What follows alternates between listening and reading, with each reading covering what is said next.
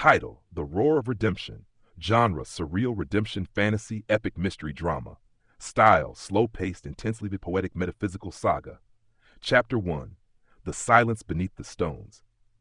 It began in the ground, not above, where worms whispered secrets older than breath, and the cobblestones of Eastern Parkway held vibrations from the sixth day of creation. When the Awtsmoos first whispered, Yisroel, at first no one noticed the groan. It was the kind of sound that slips between the cracks of consciousness, like the shudder of a dream, just before waking. But then came the crackling, not of fire, not of thunder, but of meaning, uncoiling from the letters of the sidewalk like sacred vines wrapping around time.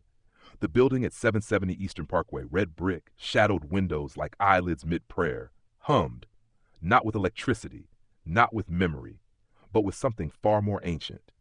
The vowelless breath of the Awtsmoos breathing into the structure, not out. Inside, a botcher sat cross-legged in the hallway, his fingers brushing the edge of a sefer he hadn't opened yet. He wasn't waiting. He was listening. Did you hear it? He asked the wall. The wall answered by pulsing. Once, twice, then again. And that's when the floorboards lifted, just a fraction of a centimeter. But it was enough. From every bookshelf, the holy tomes began to breathe. Not metaphor, not allegory, breath.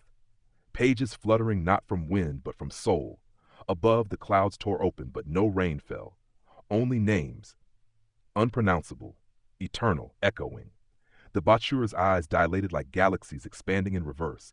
He stood barefoot now, the tiles beneath him glowing with the aleph of the Awtsmoos. From the mikvah's depths a voice surfaced, not a human voice, not an angelic voice, but the voice before all voices, a silence that screamed. Mashiach is not coming, it said. The bacher's heart froze, because Mashiach is here. And with that, the entire building of 770 shook once, then lifted from the ground, cracking the concrete like old shells of hidden seeds, and began to ascend. But it wasn't levitation, it was retrieval. The soul of the world was coming home to itself. Beneath the floating building, where tree roots quivered and rats fled, an ancient chamber long buried, shuttered open. Inside, a mirror made not of glass, but of time. It did not show the viewer. It showed the world as the Awtsmoos sees it, one, burning, infinite, alive. From within that chamber, a figure stepped out, not man, not malach, not memory, clothed in fire that didn't burn, eyes like the first Havdalah candle ever lit.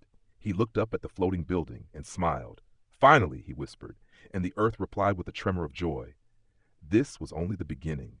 For the exile of perception was ending, and the orchard of names was cracking open.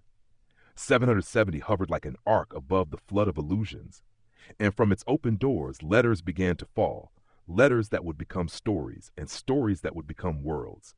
And the Batcher, he stepped into the air as if it were land, because when the Awtsmoos reveals, even the impossible becomes necessary. To be continued. Shall I write Chapter 2?